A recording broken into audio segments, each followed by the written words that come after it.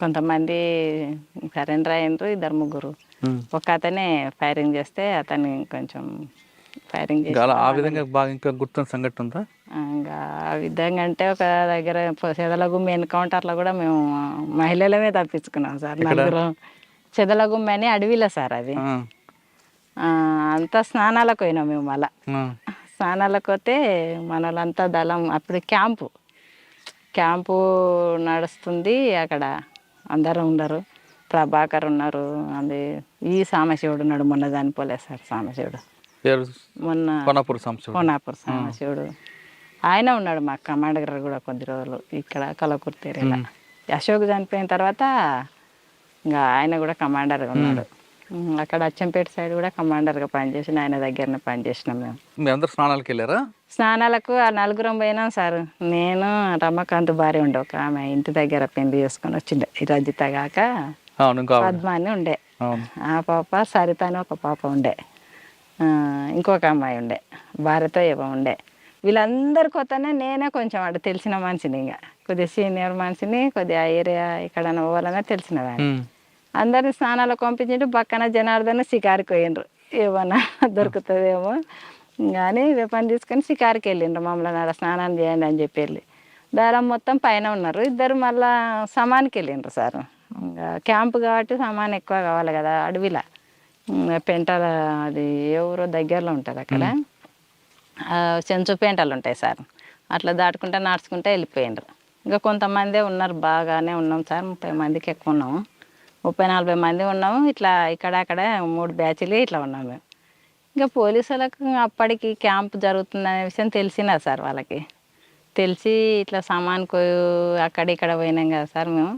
అయితే పోలీసు వాళ్ళు ఇక్కడ మేము దళం మొత్తం క్యాంప్ ఇక్కడ ఉంటే ఇక్కడ మధ్యలో వాగు ఉంటుంది సార్. ఇత్తల పోలీసు వాళ్ళు వచ్చి ఉన్నారు, అపోజిట్ గుట్ట మీద పోలీసు వాళ్ళు ఉన్నారు సార్. పోలీసు వాళ్ళు ఉంటే అప్పటికి మాకు తెలియదు, మేము కింద ఉన్నది వాళ్ళకి తెలియదు, వాళ్ళ పైన ఉన్నది మాకు తెలియదు. స్నానాలు చేసుకుంటాం మేము కూడా ఉన్నాము. వీళ్ళు షికారు పోయిన వాళ్ళకి కూడా తెలియదు సార్. తెలియకుంటే ఇంకా అక్కడ ఒకటి ఏంటంటే సమానికి వెళ్ళిన వాళ్ళు ఇద్దరు, విజయ్ అని ఉండే, విజయ్ ఇంకొక అతను. వాళ్ళు సామాన్ మూటలు ఎత్తుకొని వస్తుంటే పోలీసు వాళ్ళు చూసిండ్రు. మన వాళ్ళు ఈడెందుకుంటారు అవతల కదా ఉండేదని చెప్పి ఎమ్మడే సామాన్ పోయిన వాళ్ళు ఫైరింగ్ చేసిండ్రు.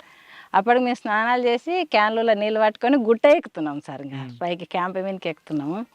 సరిత అని చెప్పి శ్రీకాంత్ భార్య ఇప్పుడు ఉంది సార్. ఇప్పుడు ఆ పాప ఎక్కడ చెంపేట ఈ ఐనూలు శ్రీకాంత్. ఆ పాప ఏం చేసిందంటే మాకన్నా ముందర క్యాన్ ఎత్తుకొని పైకి ఎక్కింది. అప్పటికి ఆ ఫైరింగ్ అయ్యేదావిడ ఏం చేసిండ్రంటే దళం మొత్తం వెళ్ళిపోయింది. ఇంకా లేదాడ క్యాంప్ అందరు వెళ్ళిపోయినారు. మేము వాగులోనే ఉన్నాము. ఇక్కడ పోలీసు వాళ్ళు వచ్చినారు. పోలీసు వాళ్ళు దిగి కూడా పైకి ఎక్కినారు, మేము ఉన్న ప్లేస్లోకి ఎక్కినారు. వీళ్ళు సెంట్రీ ఇక్కడ షికారుకు పోయిన వాళ్ళు రాలేము, మేము వీళ్ళని చూసుకుంటూ ఉన్నాము. ఇంకా పైకి ఎక్కి పాపలు ఒళ్ళు పెట్టినా కూడా మమ్మల్ని పట్టుకునే వాళ్ళే పోలీసు వాళ్ళు. ఆ పాప ఏం చేసిందంటే డ్రెస్సులు వేరే ఉన్నాయి, కొత్త పాప అసలు డ్రెస్సులు వేరే ఉంటాయి. సెంటర్ దగ్గర ఎవ్వరు లేరు, మన వాళ్ళు అయితే ఒక్కరు కనబడతలేరు అని క్యాన్ ఆడనే పెట్టి కిందకి దిగి వచ్చింది అంతే. ఇంకా ఇట్లా సెంటర్ ఉంటుంది, సెంటర్ దగ్గర కింద పెట్టింది. పోలీసు వాళ్ళు ఆ పాపను చూసలేరు అంతే. మేము సీరియల్ కట్టుకొనే ఉన్నాం, మళ్ళీ అప్పటికి స్నానాలు చేసి సెంటర్ దగ్గర పెట్టి ఇంకా కిందికి దిగి వచ్చి నాకే చెప్పింది, అక్క మన వాళ్ళు అయితే కనబడతలేరు, ఎవరో కొత్త వాళ్ళు కొత్త డ్రెస్సులు కనబడుతున్నాయి అని అన్నది. కొత్త డ్రెస్సులు అంటే కూడా నేను పోలీసు వాళ్ళు అని అనుకోలే. సరేలే ఎందుకైనా మంచిది, మనం డైరెక్ట్ ఎక్కొద్దు, ఇట్లే వాగులంగా కొంత దూరం పోయి మనం అట్లా రిటర్న్ వెనకంగా వచ్చి చూద్దాం అని అన్న అడవిలో. అంటే సరే అని చెప్పి అలా ముగ్గురిని తీసుకొని నేను నలుగురం కొంత దూరం ఇంకా పోతున్నాం. ఇట్లే క్యాన్లు ఇడిచిపెట్టినాము. ఇంకా బ్యాగులు ఉన్నాయి, ఇట్లా చీరల మీద ఉన్నాం అడవిలో, బ్యాగులు ఉన్నాయి. పోతుంటే ఏమైందంటే మా ఈ జనార్దన్ ఇద్దరు పక్కన ఇద్దరు ఇంకా షికారు పోయిన వాళ్ళు వచ్చిండ్రు. వస్తే వాళ్ళు పైనుంచి పోలీసు వాళ్ళు కిందికి దిగుతున్నారంట. మళ్ళీ దిగుతుంటే వీళ్ళు ఏమనుకున్నారు, మనోళ్ళే కదా పైనుంచి ఎందుకు కిందికి దిగుతున్నారు అని చెప్పి వీళ్ళు వస్తున్నాం అని దగ్గరికి వెళ్ళిండంట. ఇట్లా దగ్గరికి వెళ్ళే వరకు అరే మనోళ్ళు కానట్టుందని చెప్పి ఎమ్మడే జనార్దన్ ఫైరింగ్ చేసింది. అప్పుడు పోలీసులు వెనక్కి కొరికాను. ఆ ఫైరింగ్ శబ్దం విని మేము ఇంకా మనోళ్ళు అయితే కాదు, పోలీసులో ఉంటుంది, మనోళ్ళు లేక ఇంటర్లో కొత్త డ్రెస్సులు అంటే ఫైరింగ్ అవుతుందని చెప్పి అప్పుడు అక్కడ నుంచి కొంత దూరం పోయి మళ్ళీ డ్రెస్సులు మార్చుకున్నాము. ఈ అడవిలో ఇట్లా చీరల మీద పోలేము మనం, డ్రెస్సులు అయితే మార్చుకోండి అని చెప్పి డ్రెస్సులు మార్పించినాయి. ఇంకా యూనిఫామ్ వేసుకోండి మనం పోలేమని చెప్పి అంటే అప్పుడు మాకు అప్పుడు అర్థమైంది సార్. ఇంక ఇప్పుడు వీళ్ళకి ఎప్పుడైతే ఫైరింగ్ జరిగిందో జనార్దన్కి బక్క నాకు వాళ్ళు ఇంకా అప్పుడు అర్థమైంది ఇది ఎన్కౌంటరే, ఇంకా సార్ అన్నోళ్ళు లేకుంటారు, ఎట్లా చేసి ఇంకా మనం ఇక్కడ నుంచి అయితే వెళ్ళిపోవాలి అని చెప్పి వాళ్ళకి ఇంకా ఇన్ఫామ్ వేసుకొని అట్లా ఏట్లకు దిగి ఇంకా మాకు అప్పటికి ఎక్కడ పోవాలనేది కూడా తెలియదు. ఇంకా ఏట్లకు దిగి నైట్ అంతా నలుగురం అడవిలో వండుకున్నాం.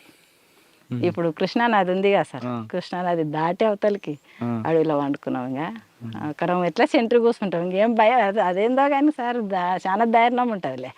ఆడేళ్ళం కదా మనం ఎట్లా అనేది అయితే ఏముండదు, చాలా ధైర్యం ఉంటుంది. కదమ్మా, అడవిలో ఆడవాళ్ళకి ఇప్పుడు ఆడవాళ్ళకి నెలల సమస్యలు ఉంటాయి. అవును సార్. అవన్నీ పార్టీలకు వెళ్ళినప్పుడు మీరు బయట తిరుగుతున్నప్పుడు ఆ ఇబ్బందులు ఎలా ఎదుర్కొంటారు? ఇంకా ఇబ్బంది కొంచెం వాటర్ సమస్య ఉంటుంది, కొద్దిగా నొప్పి కూడా వస్తుంటుంది. అది ఒక్కడ తప్పితే ఇంకా సమస్య అప్పుడు కొంచెం రెస్ట్ లాగా కూడా ఇస్తారు సార్. ఇస్తారు పార్టీ పొలంకి సంబంధించి మందులు ఇస్తారు. ఇంకా దానికి సంబంధించి కొంచెం అర్థం చేసుకుంటారు, ఎక్కడైనా పనులకు పంపించాలని ఆ టైంలో కొంచెం. కానీ ఆ టైంలో మాత్రం కొంచెం ఇబ్బంది ఉంటుంది. ఇబ్బంది ఉంటుంది సార్, ఆ టైంలో ఇబ్బంది ఉంటుంది. కానీ పార్టీ కూడా అర్థం చేసుకుంటుంది. అన్నలకు చెప్తాం ఇట్లా సమస్య అంటే అర్థం చేసుకొని ఆ టైంలో రెస్ట్ ఇస్తారు సార్.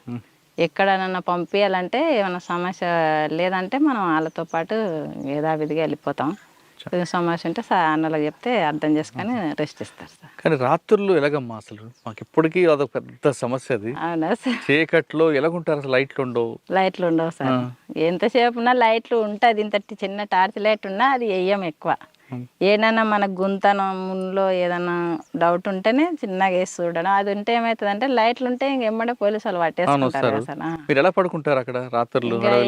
ఏం లేదు, ఉత్త అడవిలోనే. కానీ ఇంకా ఇంత కవర్ ఉంటుంది, ఆ కవర్ వేసుకోవడం, పడుకోవడం. ఒక సెంట్రీ ఇంకా మనకు మొత్తం కూడా ఎంత దూరం వెళ్ళిపోయినా సెంట్రీ గంటకు ఒకసారి, అర్ధ గంటకు ఒకసారి సెంట్రీ ఉంటుంది.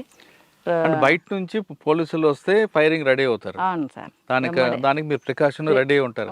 కానీ పడుకున్నప్పుడు పాములు, తేలులు వస్తుంటాయి కదా, అవి ఇంకా అవన్నీ అప్పుడు ఏం మాకు ధ్యాసకుండా కూడా ఇంకా అవి ఇంకా మాతో పాటు అలవాటు అయినట్టే ఉంటాయి సార్. ఇంకా ఇప్పటి వరకు అయితే అటువంటి ఇబ్బంది, అటువంటి ప్రమాదాలు జరగలే. వర్షాకాలం కూడా ఇంకా కవర్ కింద ఒక కవర్ ఉంటే పైన ఇంత చెట్టు ఉన్నా కూడా చెట్టు మీద కవర్ అని వేసుకుంటాము. లేదంటే తాళ్ళు పెట్టి ఇట్లా గుడిసెలాకి వేసుకుంటాం సార్. ఎవరు చెట్టు కాడ, ఎవరు కూర్చునే కాడ, ఎవరు వారం చదువుకుంటూనే ఉంటాం. సెంట్రీ ఉన్నదంటే మా పనులు మేమేందంటే ఒక బుక్స్ చదవడమే. ఏ బుక్స్? ఇట్లే విప్లవానికి సంబంధించిన బుక్స్ చదువుతాం సార్. పార్టీ తెప్పిస్తుంది ఎవరెవరే బుక్స్లు చదవాలని చెప్పి దళ కమాండర్ కానీ ఈ జిల్లా కమిటీ మెంబర్ కానీ బుక్స్ అవి చదువుకుంటాం. వేరే ఏముండదు. ఇంకా సాయంత్రం 4 అయిందంటే ఇంక మళ్ళీ మనం ఏ గ్రామానికి పోవాలి, ఎవరిని కలవాలి, ఏ సమస్యలు అనేది చెప్పి ఆ రోజు మాట్లాడుకుంటాం సార్. ఆ ఊర్లో ఉన్న సమస్యలు ఆ ఊరు సానుభూతి పరులతోనే తెలుసుకుంటాం కదా సార్ ముందే. పలానూరుకు పోయినామంటే పలానూరులో ఈ సమస్య అనేది మాకు ముందే ఉంటుంది సార్ ప్లాను. మేము ఏంటంటే సమావేశం అవుతాం కదా సార్. సమావేశం అయినప్పుడు పలానా ఊర్లో ఈ నెలలో ఈ సమస్యలు ఉన్నాయని చెప్పి మేము రాసుకుంటాం సార్. మొత్తం రాసుకొని ఆ గ్రామానికి పోయినప్పుడు మహిళా సంఘాలలాగా పెట్టడం, మహిళలను పోయి, లేదంటే ఫుడ్స్ల దగ్గర కూడా వాళ్ళకు కూడా సంఘాలలాగా ఏర్పాటు చేసి అవి పంచాయతీలు కానీ భూమి సమస్యలు కానీ ఏవి కానీ ఆ రోజు ఆ సమస్య గురించి మాట్లాడాలి. వీళ్ళని ఫస్ట్ వాళ్ళ దగ్గర మాట్లాడి తర్వాత ఆ రోజు అవుతుంది అనుకుంటే మాట్లాడతాం, లేదంటే తర్వాత వస్తామని చెప్పి వెళ్ళిపోతాం. అక్కడ మీరు పెట్టిన ప్రజా మీటింగ్లు ఉంటాయి, గ్రామ సభలు. అవును సార్. ఆ గ్రామ సభలో ఆ వ్యక్తి వినలేదనుకో పనిష్మెంట్ ఇస్తారా? ఇస్తాం సార్. కానీ చెప్పి చూస్తాం ఒక్కసారి, 1-2 సార్లు. అంతే, అంత తొందరగా యాక్షన్ అయితే తీసుకోం సార్ ఎవరైనా కానీ. అంతెందుకు మా ఊర్లో కూడా ప్రజాకోటి పెట్టినాం ఇద్దరం వచ్చి కూడా విప్నగర్లలో సార్. ఈ బ్రాండ్లలో కూడా అసలు పరిచయం సార్. ఇద్దరం వచ్చినాము, యూనిఫామ్ వినే ఉన్నాము, వెపన్స్ ఉన్నాయి మా దగ్గర. అప్పుడు మా నాయనని ఎవరైతే కొట్టించిండ్రో మస్తుగా ముక్కు భూమికి రాపించి పోయినాం ప్రజాకోటి పెట్టి. కృష్ణారెడ్డి అని ఉండే సార్ అప్పుడు. అయితే అప్పుడు పానగల దళం వల్లనే ఉన్నాము ఇద్దరం. ఉన్న తర్వాత ఊర్లో కొంచెం అది ఎలాగొండది పొలం పంచాయతీ ఉండే సార్, ఎస్సీలు. అది ఆ పొలం పంచాయతీ మా ఊర్లో ఒక అతను జిన్నుకు సంబంధించిన ఆయన ఉండే. అంటే ఆ సమావేశంకి వచ్చి ఆయన పిలిపించారా? లేదు, అనుకోనే మేము మాకు ప్లాన్తోనే ఈ ఊర్లో ఈరోజు ప్రజాకోటి పెట్టాలి, ఫలానా వాళ్ళని పిలిచని ఈ సమస్యల గురించి మాట్లాడాలి ప్రజల మీద ప్రజల దగ్గర అని చెప్పి మేము అనుకొని ఊర్లో పోలీస్ స్టేషన్ ఉన్నాగానే ఊర్లోకి వచ్చి వాళ్ళ ఇంటి దగ్గరకు వచ్చి తీసుకుపోయి ఎస్సీ వాడు అన్న కమిటీ వాళ్ళు ఉంటుంది ఆడికి తీసుకుపోయి ప్రజలు ఆయన గురించి మాట్లాడి ఇంకా ఆయన చేసిన నేహరాలు అన్నీ కూడా ప్రజలకు చెప్పి మీటింగ్ లాగా పెట్టి పాటలు పాడి ముక్కు భూమికి రాపించినాం ప్రజలని తప్పని ఒప్పించినాం వాడ ఆయన దగ్గర. కానీ పార్టీలో మావోయిస్ట్ పీపుల్స్ వార్ పార్టీలో వ్యక్తిగత కక్షలకు ఎక్కువ ప్రాధాన్యత ఇవ్వకూడదు అని ఉంటుంది. అవును సార్, వ్యక్తిగత కక్షలు ఏం కాదు సార్. మీ నాన్నగారు కొట్టినందుకు కదా కొట్టిన అతనే అంటున్నా కానీ ఆయన మీ నాన్నగారు కొట్టిన అతన్ని తీసుకొచ్చి నేలకు దానికోసం కాదు సార్ అంటే పాత నువ్వు అట్లా అనుకుంటున్నావా సార్? అట్లని కాదు, ఊర్లే అనేది మొత్తం పెత్తనం అతందే. అతను చెప్పినట్టు కొట్టడం కాకుండా చాలా తప్పులు చేశాడు. చాలా తప్పులు, మామూలుగా తప్పులు కాదు సార్. ఊర్లో పెత్తనం మొత్తం అతందే. అతను చెప్పినట్టే వినాలి, ఎవ్వరు కూడా ఎదిరించి మాట్లాడకూడదు. ఈ ఎస్సీలు ఉన్నారంటే మా ఊర్లో ఒక్కటే బావి ఉండే సార్ తాగడానికి నీళ్ళు. ఆ ఎస్సీల బావి ఇట్లా ముట్టుకోకూడదు, ఊరబావి అని ఉంటుంది సార్. అవి ఇంకా వేరే నీళ్ళు ఏవి ఉండవు. ఎంత ఊరు ఇంత పెద్ద ఊరైనా ఆ ఊరికి పోయి నీళ్ళు చదువుకొని రావాలి. అయితే ఎస్సీలు మేము పోస్తేనే, ఎస్సీలు కాకుండా వేరే కులం వాళ్ళు పోస్తేనే వాళ్ళు బిందె ఎత్తుకొని రావాలి. గంట సేపు కానీ వాళ్ళు బిందె ఇట్లా పెట్టి ఇట్లా నిలబడాలి సార్. ఒకవేళ మనం వాళ్ళు వచ్చి ముట్టుకున్నదంటే వాళ్ళని తీసుకుపోవడము, అనేక ఇబ్బందులు కొట్టడము చేయడము అట్లాంటివి ఉండవని చెప్పి కూడా జనార్దన దానికి ఎదిరించిండు కూడా సార్. ఊర్లే ఎదిరించి తోలుకపోయి కూడా నీళ్ళు సేదించిండు. ఇద్దరు భార్య భర్తలు ఒక దగ్గర ఉన్నారు కదా, కానీ జనార్దన్ అందు ఎక్కువగా కనిపిస్తుంది అటాక్లు, మీ తక్కువ ఉంటుంది ఎందుకు?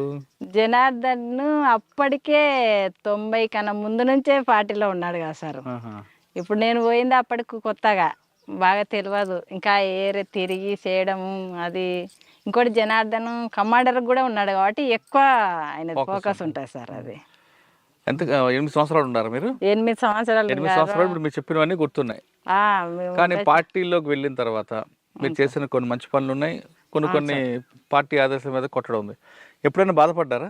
తప్పు చేస్తున్నానా అని బాధపడ్డారా? లేదు ప్రజల కోసం ఈ పని చేయడం కరెక్టేనా? అలాంటి బాధలు అయితే ఏం పడలేదు సార్. ఇంకా కాకపోతే ఇంకా ప్రజలకు చైతన్యం కల్పించడంలో మేము కూడా విఫలమవుతున్నామని అనుకున్నాం సార్. ఇంకా కొంతమంది ఇన్ఫార్మర్లుగా తయారవడం మన దగ్గరకు వచ్చి కూడా ఇంకా ప్రజలకు ఇంకా ఎక్కువ విస్తృతంగా పోవాలి అని చెప్పేది మేము. అంటే ప్రజలకి చైతన్యం కల్పించడంలో కొంతమేర విఫలమయ్యారు అంగీకరిస్తారు. అవును సార్. ఓకే, మరి ఎందుకు వచ్చారు మరి? కొంచెం అంటే తర్వాత మేము స్పెషల్ దళంలో ఉన్నాక ఇద్దరం విడివిడిగా ఉన్నాం సార్ మేము. ఇంకోటి అనారోగ్య సమస్యలు కూడా నేను ఇక్కడ పానగాలి ఏరియాకి మళ్ళీ నన్ను రమాకాంత్ను పంపించిండ్రు సార్. నన్ను డిప్యూటీగా పంపించిండ్రు, రమాకాంత్ను కమాండర్గా పంపించారు. అయితే ఇక్కడ వచ్చిన తర్వాత కొంచెం హెల్త్ ప్రాబ్లం ఎక్కువ సార్. ప్లేన్ ఏరియా అండి, హెల్త్ ప్రాబ్లం వల్ల జనార్దన్ లోపలనే ఉన్నాడు. అప్పటికి అక్కడే ఉన్నాడు, కలకుర్తి దళ కమాండర్గానే ఉన్నాడు. చెప్పకుండానే నేను బయటికి మోనాయనలను కలిసిన. అవునా? పార్టీకి కూడా చెప్పలేదు. ఇంకా ప్రాబ్లం ఇంకా కొంచెం ఎక్కువ ఇబ్బంది అవుతుంటే ఇంకేం చేయాలి. మా ఊర్లో అంటే నాయన వాళ్ళని చేను దగ్గర పోయి కలిసిన. ఊర్లోకి వచ్చి ఇంకా నాయన ఊర్లో వెంకటేశ్వర సార్ ఉండే సార్, మొన్న వచ్చి లేకుండే సార్ డిఎస్పీకి వచ్చి ఆ సార్ దగ్గర పోయి నాయనలు మాట్లాడి సరెండర్ చేయించారు. ఆర్కే మీనా దగ్గర. అప్పుడు మీకు రావాల్సింది ఇచ్చారా? అప్పుడు ఏమి ఇవ్వలేదు సార్, మాకు 5,000 ఇచ్చిండ్రు. అంటే ఇమీడియట్ రిలీఫ్ అది. తర్వాత ఏమి ఇవ్వలేదు సార్. జనార్దన్ వచ్చినాకైనా అవే ఇచ్చిండ్రు మాకు. మీరు బయటకు వచ్చారు జనార్దన్ చెప్పకుండా, మరి ఎప్పుడు చెప్పారు జనార్దన్కి? నేను సరెండర్ అయినాక చూసుకున్నారు అంతే, చెప్పడానికి ఏముండదు కదా సార్. ఇంకా బయటకు వచ్చిన తర్వాత మళ్ళీ పోతే ఏంది దళం దగ్గరకు పోయి మాట్లాడి మళ్ళీ ఏమైనా పర్మిషన్ ఇస్తే అప్పటికి ఫోన్లు కూడా లేవు సార్ మాకు. మేము 2002 కాబట్టి తీసుకొచ్చారు బయటికి. నేనేం తేలేదు సార్ లోపల. ఇంకా ఏం జరిగిందో వాళ్ళకే తెలవాలి, నేనైతే లేను కదా. ఏం లేదు అప్పుడు, ఎవరి ఇష్టం అది, ఎవరి అభిప్రాయం వాళ్ళది. అట్లాంటి కోపాలు అయితే ఏమి ఉండవు. బయటకు వచ్చిన తర్వాత పోలీసు వేధింపులు లేవు? లేదు సార్. ఆయన పిలిపించు బయటికి రా అని. ఒకసారి 2 సార్లు అయితే అక్కడ అటాక్ జరిగి జనార్దన్ తప్పించుకున్నాడు అని చెప్పి శ్రీనివాసులు సార్ పిలిపించి స్టేషన్ కాడికి. నీకు తెలుసా అమ్మ ఇట్లా జనార్దన్ పట్టుకుంటే తప్పించుకొని పోయిండు సరిగా అని చారగొండ దగ్గర అని అన్నాడు సార్. అంటే తెలియదు సార్ నాకు అని అన్నా. అంటే పట్టుకుంటే కొంచెం మిస్ అయ్యిండు అని చెప్పిండు సార్ పిలిచి. అంటే తెలియదు సార్ నాకు అన్నాను అంటే ఇంకా పిలిపించి తీసుకురండి రమ్మని అనేది పెద్ద వేధింపులు అయితే పెట్టలేదు సార్. వస్తే బాగుంటుందమ్మా అని అంటే మాకు తెలియదు కదా సార్, మాకు కలుస్తారా అని చెప్పి అన్నాను సార్. అంటే బయటకు వచ్చిన తర్వాత ఇంకా పార్టీతో సంబంధం లేవు? లేవు సార్, పార్టీతో సంబంధం పార్టీ కూడా మీకు రమ్మని ఎప్పుడు లేదు, ఆ సంబంధాలు అయితే పెట్టుకోలేదు సార్. ఇంకా మా బతుకు మేము బతుకుతున్నాం. నేను టైలరింగ్ వచ్చిన తర్వాత అయినా ఇద్దరం, నేను వచ్చిన తొందరలోనే వచ్చిండు సార్ బయటికి కూడా. 2002లోనే వచ్చిన, అతను కూడా 2002లోనే అంత 3 నెలలుగానే ఉన్నాడో ఏమో సార్ బయటికి వెళ్ళి వచ్చిండు. ఇంకా మాకు ఆర్థికంగా కూడా బాగానే ఇబ్బంది పడ్డాం సార్ వచ్చిన తర్వాత మేము. కాదమ్మా, బయటకు వచ్చాక చాలా మంది నక్సలైట్లు, మాజీ నక్సలైట్లు సెటిల్మెంట్ చేసుకుంటూ రియల్ ఎస్టేట్ చేస్తుంటారు. మరి మీరేంటి సింపుల్గా ఉన్నారు? మేము ఇంకా అట్లాంటివి చేయలేము సార్. మేము పార్టీలా పనిచేసి అంత అవినీతిగా చేయలేము. కానీ ఇదే మహబూబ్నగర్ జిల్లా నుంచి కొంతమంది మాజీ నక్సలైట్లు ఒక సెటిల్మెంట్ చేసుకుని గ్యాంగ్ తిరిగి చేసుకున్నారు. అవి మాకు నచ్చదు. ఇంకా మీకు ఎప్పుడైనా ఫోన్ చేశారు వాళ్ళు? నయ్యం లాంటి లేదు సార్, ఎప్పుడు ఫోన్ లేదు. మేము అటువంటి దాంట్లోకే దూరంగా ఉన్నాం సార్. మేము ఇంకా ఇంత పొలం ఉంది, ఒక 4 ఎకరాల పొలం, అది చేసుకుంటాం. టైలరింగ్ వస్తుంది నాకు. కొద్ది రోజులు మొత్తం నేనే టైలరింగ్ గుట్టే నడిపిన సార్. ఇంట్లో కుటుంబాన్ని నడిపించిన. 2 ఆడపిల్లలు ఉన్నారు సార్. ఇప్పటికైనా నేను టైలరింగ్ చేసుకుంటే ఫామ్ చూసుకుంటా నేనే. ఇంకా అతను ఇట్లా బయట తిరుగుతుంటాడు. మీరు అంత గట్టిగా నిలబడి అంటే ఎక్కడ అంటే దారి మళ్లించకుండా, అంటే వేరే రియల్ ఎస్టేట్లో చేయడం అని కాకుండా టైలరింగ్ చేసుకుంటూ కుటుంబాన్ని నడుపుతారు. కొంతమంది మహిళలు ఏదో చిన్న చిన్న కష్టాలకే మొత్తం జీవితం అంతా కోల్పోయిన బాధతో ఆత్మహత్య చేసుకుంటుంటారు, పిల్లల్ని అనాథాలు చేసి. అటువంటి వాళ్ళకి మీరు ఇచ్చే మెసేజ్ ఏంటి చెప్పమ్మా? అటువంటి వాళ్ళకు ఎవరైనా కూడా అట్లా ఆత్మహత్య చేసుకోవడం వల్ల పిల్లలు చాలా ఇదిగా ఇబ్బంది అయ్యి అనాథాలు అయిపోతారు. ఎవరు కూడా అటువంటివి చేసుకోవద్దు. ధైర్యంగా నిలబడి కొట్లాడి సాధించాలి. కానీ మనం చనిపోయిన తర్వాత సాధించేది ఏముండదు సార్. ఎవరికైనా నేను చెప్పేది ఇదే, వచ్చేది సమస్యలు మనకే వస్తాయి. ఇప్పుడు సరెండర్ అయినామంటే ఊర్లలో ఒక రకంగా చూస్తారు సార్. అవి ఇంతకుముందు ఎంత ధైర్యంగా ఉన్నామో ఇప్పుడు మనలో చూసి ఏదో రకంగా చూస్తారు. కాబట్టి మనం వాళ్ళకి ఇంకా వాళ్ళని అర్థం చేసుకొని వాళ్ళకి చెప్పే విధంగా ఉండి మనం మన పిల్లలను మనం ధైర్యంగా చెప్పుకొని వాళ్ళని చదివించుకోవడం, ధైర్యంగా నిలబడి కొట్లాడాలా ఎదుర్కోవాలనేది. కొంతమంది మీరు ఇందాక అన్నట్లుగా గ్రామస్తుల్లో మాజీలు వచ్చారంటే డబ్బులు మూటలతో వస్తారని ఒక అప్పుడు కొంతమంది అట్లా ప్రచారం చేసిండ్రు సార్. అలాంటి డబ్బులు అయితే మేము ఒక్క రూపాయి కూడా ఇట్లా ఉన్నాయి కూడా పార్టీకి అప్పచెప్పి వచ్చిండు సార్. నిజాయితీగా మనం అట్లా పోతున్నాం, మన చేత కాకుండా పోతున్నాం కాబట్టి మనం పార్టీకి ఎలాంటి అన్యాయం చేయొద్దు. ఇట్లాంటివి తీసుకెళ్ళడం కరెక్ట్ కాదు. మనం ఇన్ని రోజులు పార్టీలో పనిచేసి నేర్చుకునేది ఇదేనా మనం అనే దాంతోనే మేము ఇంకా పార్టీకి అప్పచెప్పే వెళ్ళొచ్చాడు సార్ జనార్దన్. అయితే మొత్తం నడిపించింది కూడా జనార్దనే. అక్కడ కలకూరు తేరేలా ఇక్కడ మొత్తం డిస్ట్రిక్ట్లో కూడా పార్టీని అక్కడ కాంట్రాక్టుల దగ్గర డబ్బులు వసూలు చేసేవి. ఫైనల్ గా చెప్పమ్మా, నేను మాజీల గురించి అడగట్లేదు. ఇప్పుడున్న యువత చిన్న చిన్న గొడవలకి, చిన్న చిన్న ఇష్యూలకి గొడవలు పడడం, భార్యాభర్తలు విడిపోవడం, కుటుంబాంతో చాలా గొడవలు వస్తుంటాయి. చిన్న చిన్న విషయాలకి విడిపోవడం, ఆత్మహత్యలు చేసుకోవడం, కోర్టుకు వెళ్ళడం, ఇటువంటి సంఘటనలు చేస్తుంటారు కొంతమంది. అంటే కేవలం మహిళలే కాదు, పురుషులు కూడా తయారయ్యారు. కుటుంబం అంటే భార్యాభర్తలు అంటే నమ్మకం అనేది ప్రధానం. ఈ నమ్మకం లేకపోవడం వల్ల వచ్చే గొడవలకి కొంతమంది విడిపోవడాలు చేస్తుంటారు. ఆ విధంగా విడిపోవాలనుకున్న వాళ్ళకి, లేదు ఆత్మహత్య చేసుకోవాలనుకుంటున్న వాళ్ళకి మీరు ఇచ్చే మెసేజ్ ఏంటి? ఇప్పటికి కూడా మేము గ్రామంలో ఉన్నామంటే ఊర్లో ఉన్న సమస్యలు మా ఇంటికి వస్తాయి సార్. ఈ భార్యాభర్తల సమస్యలు కానీ, మేము మొత్తం మీద భార్యాభర్తల సమస్యలు ఖచ్చితంగా మా గ్రామంలో జరిగేటి ఖచ్చితంగా మా ఇంటికి వస్తాయి. జనార్దన్ లేకుండా నా దగ్గర చెప్తుంటారు సార్, ఇది ఇట్లా అది అట్లా అని చెప్పి. అంటే ఈమెకు కూడా 4 విషయాలు తెలుసు చెప్తుంది అన్నదంతన. కాబట్టి వాళ్ళకు మాకు తెలిసినంత వరకు కూడా ఇట్లాంటి దాంట్లకు మీరు కుసించిపోయి భార్యాభర్తల మధ్య చిన్న చిన్న సమస్యలు పెద్ద దాంట్లుగా చూసి ఒకరికొకరు అర్థం చేసుకోకపోవడం వల్లనే ఇక్కడ సమస్య అనేది ఇద్దరి మధ్యలో వచ్చి ఇట్లా కోట్ల వరకు వెళ్తున్నారు సార్. ఇట్లాంటి రోజు మా ఇంటి దగ్గరకు వచ్చే సమస్యలే సార్ ఇవి. ఎవ్వరు కూడా ఇట్లాంటి సమస్యలకు మీరు ఇదే అయ్యి విడిపోయి పిల్లలు తల్లులు వేరుగా అట్లా కుటుంబాలు నాశనం చేసుకోవద్దు. ఒకరికొకరు అర్థం చేసుకొని నమ్మకంగా భర్త మీద భార్యకి నమ్మకం ఉన్నప్పుడే ఈ కుటుంబాలు అనేది నిలబడి మంచిగా సాపిగా సాగుతాయి అనేది చెప్తా సార్ నేను. కుటుంబం అన్నాక చిన్న చిన్న సమస్యలు వస్తాయి. ఆ సమస్యలు కూర్చొని మాట్లాడుకుంటే సమస్యకు పరిష్కారం దొరుకుతుంది అంటున్నారు చిట్టమ్మ అలియాస్ విజయ. ఆమె చెప్తున్నట్లుగా ప్రతి కుటుంబంలో ఉంటుంది ఇది ఇంటింటి రామాయణం. ఇంటింటి రామాయణ రోడ్డుకి ఎక్కించి మీ కుటుంబాల పరువు మీరే తీసుకోకుండా ఆ విధంగా తీసుకోవడం వల్ల మీకు ప్రస్తుతానికి కొంచెం రిలీఫ్ ఉన్న తర్వాత మీ పిల్లలు ఎంత బాధపడతారు విషయాన్ని ఆమె చెప్తున్నారు. కాబట్టి ఇప్పటికైనా చాలామంది ఎవరైనా దయచేసి భార్యాభర్తల మధ్య విభేదాలు వస్తే సమస్య పరిష్కారం చేసుకోండి, కానీ దయచేసి రోడ్డు ఎక్కి మీ పిల్లల్ని అనాథలు చేయొద్దు అనే విషయం నేను చాలా స్పష్టంగా చెప్తున్నా. ఇక చిట్టమ్మ విషయానికి వస్తే ఆమెకి పార్టీలో వెళ్ళారు, ఖచ్చితంగా పార్టీకి సేవ చేశారు, కానీ ప్రజల్లో మహిళల్లో ముఖ్యంగా ఎక్కువగా వాళ్ళకి రాజకీయ చైతన్యం కల్పించడంలో విఫలమయ్యా అనే ఒక మానసిక క్షోభ మాత్రం ఇప్పటికీ వెంటాడుతుంది. అందుకే ఆమె గ్రామంలో ఎవరైతే కొట్లాడుకుంటున్నారో వాళ్ళందరికీ ఆ పరిష్కారం చూపిస్తూ వాళ్ళలో చైతన్యం కల్పించడంలో చిట్టమ్మ తన వంతు కృషి చేస్తున్నారు. ఇది ఈ వారం చిట్టమ్మతో ఎక్స్క్లూజివ్ ఇంటర్వ్యూ. వచ్చే వారం మరో కష్టం మళ్ళీ కలుద్దాం. అందరికీ నమస్తే. థ్యాంక్ యూ అక్క. Thank you. ఇప్పుడు మరొకసారి ఫైనల్గా చెప్తున్నా, ఇటువంటి మాజీ మావోయిస్టులు ఇంటర్వ్యూ చేయడం వెనక ఎలాంటి ఉద్దేశం లేదు. ఇది ప్రజల కోసం గత చరిత్ర చెప్పడానికి ఉద్దేశం తప్పించి పార్టీలకు వెళ్ళే వారికి అడ్డుకోవడానికి కానీ, లేదు పోలీసుల ద్వారా చేస్తున్నారు అనుకోవడం అపోహలకి ఇది పులి స్టాప్ పెట్టడానికే ఈ ఇంటర్వ్యూ యొక్క చివరి సందేశం. Thank you.